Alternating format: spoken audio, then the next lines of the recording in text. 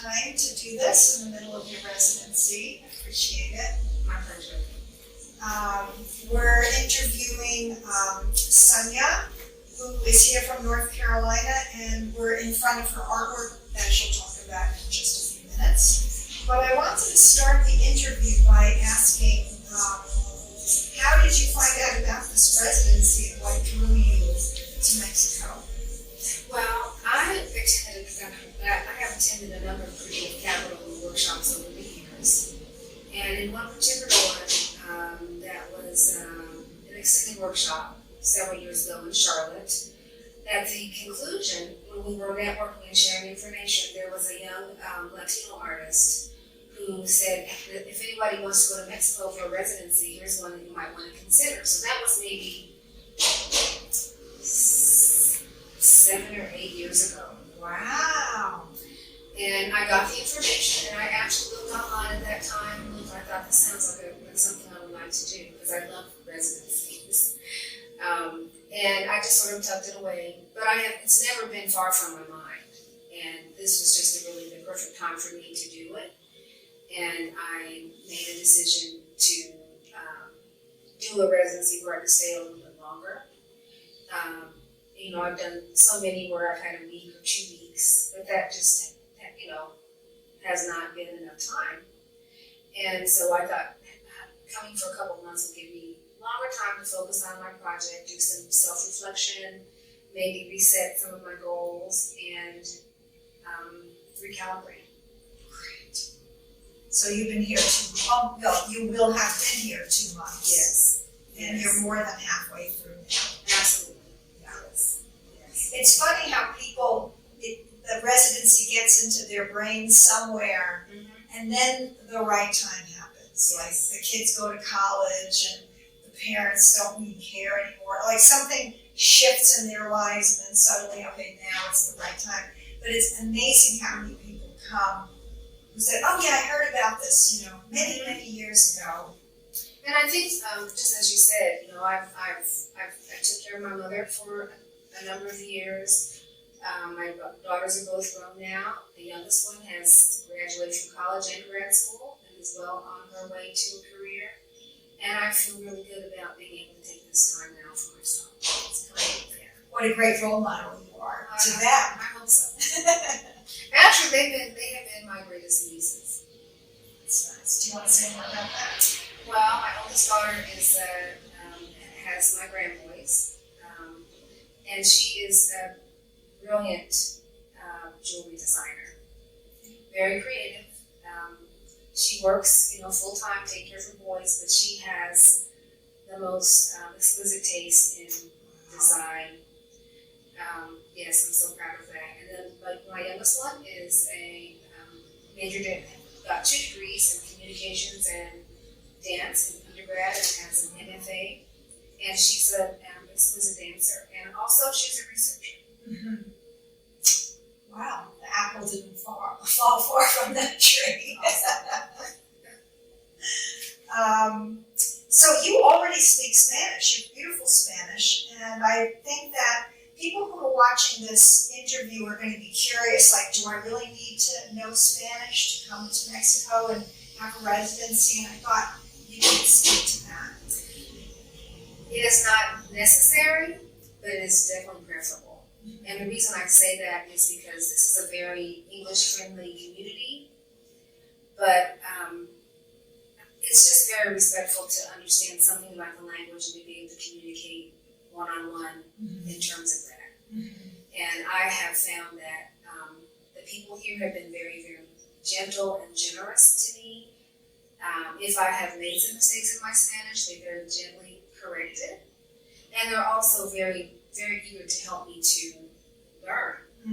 And for me, I'm a community-based artist, and so for me, making genuine relationships with the communities that I'm in is very important. And I think to be able to converse, or at least to attempt to converse with the stated language here is very, very important.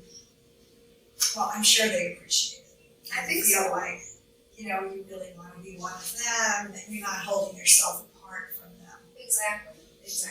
And the whole thing about, privilege and, like you said, setting yourself apart or seeing yourself as above as, I just think it's important for me to make genuine connections when I can. And have you made I've not made as many as I would like because, it takes time to develop real relationships. I've made some amazing friendships with other artists while I've been here. They are all American. But I have met a couple, maybe 2 or 3 people out in the community who I've had conversations with and who've given me their numbers to talk with further. And I've had some really good conversations. So I do feel that I've made some initial inroads that I can further develop. So, and I have to say, yes.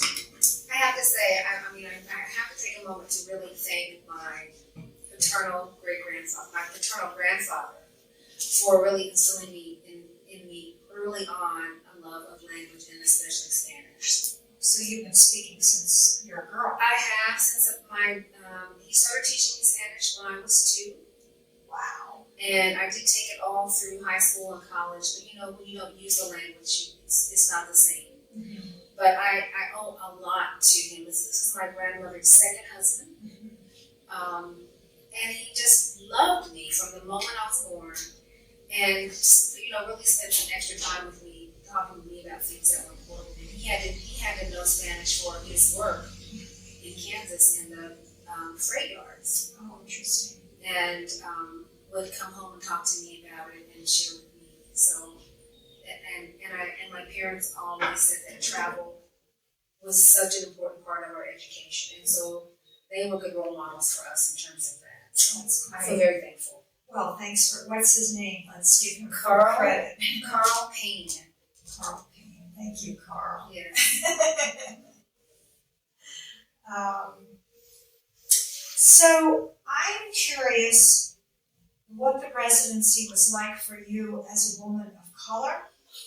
I'm curious what you might have wished that you'd known before you came, and what you would, any advice or anything that you would share with other potential residents of color. I think they should come. It's just an awesome community to be a part of. So much of my work does have cultural, I guess all of us as artists, we have cultural connections. I would have loved having more people to talk to about questions that I'm having. I'm always exploring the Black presence behind my art, different themes. I'm exploring a medical theme right now. But what I have found is that there are so many similarities to this culture and my own that I was brought up in, this indigenous culture, because my culture also has indigenous roots as well. So I've not felt out of place, and I have really understood a lot of what I've seen and experienced, and I've felt comfortable in participating. I haven't felt, in fact, that I think since I've been here, maybe 2 or 3 people asked me where I'm from, but it wasn't just, are you from the United States, that kind of thing. But it was like, where are you from? Where are you from? Where are you from? And are you from Mexico too? Because I know there was a presence in Mexico. And I think one man asked me if I was from Oaxaca. And I told him I was not, I was from the United States. But there's just always those familiar connections that can be expanded, and there's a sense of comfort there. That is really great to hear. We have another resident artist who has Mexican roots, although he appears white. But he's been very curious about the Afro-Mexican history. Because he studies labor and he talks about thinks about labor in his artwork. So he was the first person who actually spoke to me at length about that part of Mexican history, which I was unaware of. Of course, Black history everywhere needs to be better excavated. Exactly. Exactly. And that's really what that's part of what I'm here to do. Yeah, you're a researcher. Yes, absolutely. I think a lot of artists are. I think it's how we process the world. I think it's how we learn. We learn about things through research and making art. And it becomes this cycle of like, well, I can't make art about something I really don't know, so I have to do more research about it. That's exactly right. Yeah. So I think people who are not in the art world might not make that connection right away. That artists are often researchers. Absolutely. We're certainly searchers, and we're researchers. Yes.